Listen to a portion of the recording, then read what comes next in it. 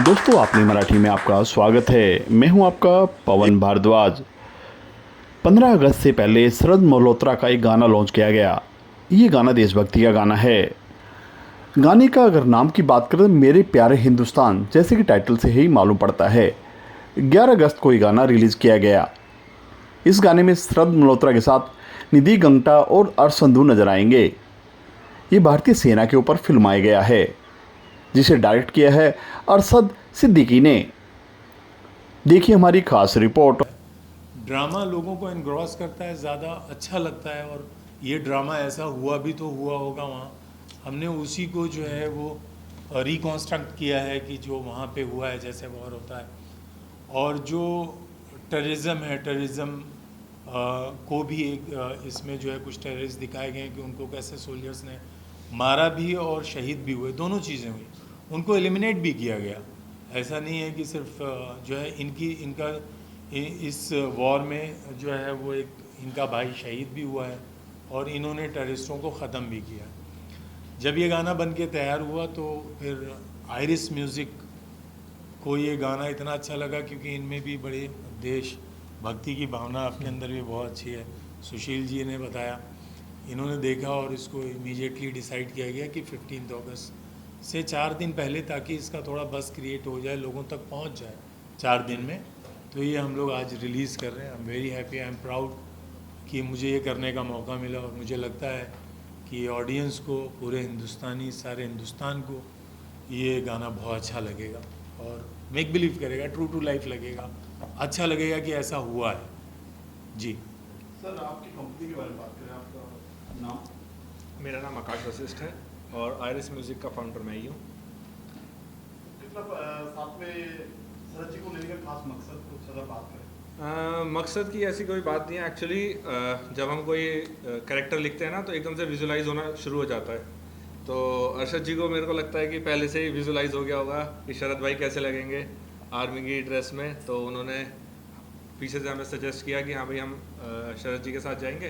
तो हमने कोई उसमें एक्चुअली क्रिएटर जब कुछ क्रिएट करता है ना तो बीच में आपको इंटरफेयर नहीं करना चाहिए। तो हमने कहीं भी इंटरफेरेंस नहीं किया और अरशद जी को उनके हिसाब से सारा काम करने दिया। Thank you so much sir. अच्छा, इनके आकाश जी के साथ पहले भी हमने काम किया है, 3 गाने पहले भी प्रोड्यूस किए हैं आकाश जी ने। तो आकाश जी के साथ ये है कि ये फ्रीडम बहुत देते हैं। सही आपने बोला कि आप इंटरफेयर नहीं करते हैं तो रिजल्ट अच्छा आता है ना। बिल्कुल, इंटरफेयर करेंगे इंटरफेयर करोगे तो फिर वही है, काम खराब हो जाएगा और आप दूसरे को दोष देते रह जाओगे। तो एज ए प्रोड्यूसर आकाश जी के साथ हम एज ए डायरेक्टर मैं बार बार काम करना चाहूँगा सर। बिल्कुल आपके सर, साथ, बिल्कुल, है ना हमारा सौभाग्य है। सर? सारी बोली जी। जी, कांग्रेचुलेशंस हो, थैंक यू। बहुत अच्छा गाना आप उन सभी के बीच में लेकर आए। मैं आपसे जानना चाहूँगा, एज एन एक्टर आप पे बहुत जिम्मेदारी होती है दर्शकों की, वो आपको एज एन इन्फ्लुएंसर भी देखते हैं, वो आपसे इन्फ्लुएंस होते हैं। मैं आपसे जानना चाहूँगा, जिस समय इस गाने के अंदर एक शॉट है जहाँ पर आपके भाई उस समय वहाँ पर गन से उनके शूट हो जाते हैं, मैं आपसे जानना चाहूँगा उन परिवारों के बारे में अगर बात करूँ जिन पर बीती है, जो जवान के सैनिक आज हो चुके हैं, उनके परिवारों पर जो बीती है वो भी कहीं छोटे क्लिप्स में आपने दिखाने की कोशिश की है। मैं आपसे जानना क्या लगता है उन परिवारों को भी थोड़ी बहुत एक हेल्प मिलेगी इस वीडियो से, उनको भी कुछ ऐसा लगेगा कि यार हाँ we can do something for that? देखिए, मुझे ऑनेस्टली मुझे बिल्कुल भी आइडिया नहीं था कि ये ट्रू स्टोरी है। फिर बाद में जब सर ने बताया कि ट्रू स्टोरी है तो जो इमोशंस उस वक्त मुझे फील हुए, मैं तो एक एक्टर हूँ, सिर्फ फील कर सकता हूँ। जिन पर बीती है वो शायद ज़्यादा समझेंगे, वो ही समझेंगे। हम सिर्फ सुनकर सांत्वना दिलासा दे सकते हैं। तो जब वीडियो में दिखाते हैं कि मेरे जो छोटे भाई हैं वो शहीद हो गए, तो माँ और भाभी को लेकर आना उस साइट पर, तो आई थिंक अपने आप में नहीं जानते हुए कि ट्रू स्टोरी है, मैंने बहुत ज़्यादा फील किया। तो अगर शायद पता होता ट्रू स्टोरी है तो पता नहीं उस वक्त क्या इमोशंस होते हैं।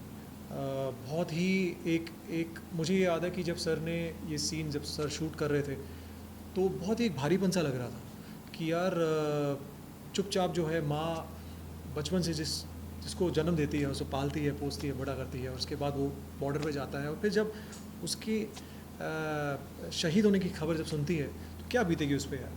मतलब ये तो हम मतलब सोचना भी हमारे बहुत परे है। और आई थिंक हाल ही में छोटे भाई की शादी हुई थी, तो सब कुछ सैक्रिफाइस करके वो भेजते हैं अपनी फैमिली को। तो आई थिंक ऐसे ऐसे परिवारों को आई थिंक हम सबका आई थिंक जितनी बार हम थैंक यू बोले, पूरा देश थैंक यू बोले, उतना कम होगा। आई थिंक जैसे मैंने आपसे कहा कि इसके ऊपर आप यूथ को क्या मैसेज देना चाहोगे? यूथ को क्या मैसेज देंगे? यूथ तो बाद में आती है, पहले देश आता है। एक सेकेंड ना।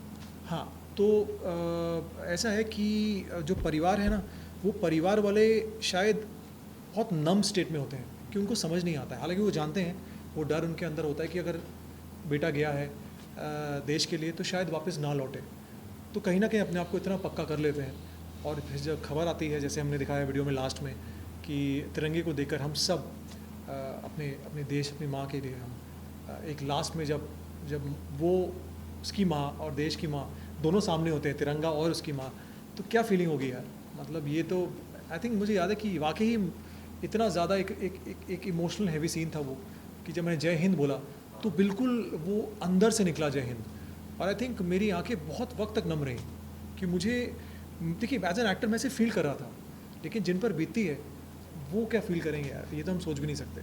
तो आई थिंक ऐसे जितने भी परिवार हैं, आई थिंक प्लीज़, शब्द कम पड़ जाते हैं यार ऐसे महान परिवारों के लिए जो सैक्रिफाइस करते हैं देश के लिए। हम तो यहाँ बैठे बैठे सिर्फ सोच सकते हैं, बट उन पे जो बीतती है I think that is something only they can feel. और यूथ जो है, आई थिंक यूथ के लिए ये बहुत अच्छा मैसेज है कि देश के लिए जो अभी जो यूथ है करंट, आई थिंक जितना भी हम देश के लिए करें अच्छे भाव से, सच्चे भाव से, अच्छे इंटेंशन के साथ, आई थिंक वो देश की उन्नति के लिए बहुत अच्छा रहेगा। देश जो है हमारा ऑलरेडी बहुत प्रोग्रेस कर रहा है। आई थिंक आज मैं कह सकता हूँ सुपर पावर में से एक है पूरे वर्ल्ड में। तो आई थिंक इसमें ऑब्वियसली यूथ का हाथ है। तो यूथ जितना इस बात को की इम्पोर्टेंस को समझेगी कि हमारा देश और हमारे देश पे जो जवान जो हमारे बॉर्डर पे हैं वो लोग कितना कुछ सैक्रिफाइस करें, तो हम ऑटोमेटिकली एटलीस्ट 1/10 भी करें उतना सैक्रिफाइस, तो देश बहुत आगे बढ़ेगा। हम सब तो नहीं जा सकते बॉर्डर पर। सर मैं आपसे जानना चाहूँगा, इस तरीके से आपने कैरेक्टर निभा रहे हैं, पैकअप होने के बाद आप चेंज करके चल जाते हैं, लेकिन कभी ऐसा लगा है कि यार मैं उस वर्दी को उतार उस कैरेक्टर को छोड़ के नहीं, मैं सच बताऊं, बहुत अच्छा सवाल है। मेरा मन नहीं किया यूनिफॉर्म एक्चुअली उतारने का, और सर ने पैकअप बोला, मैं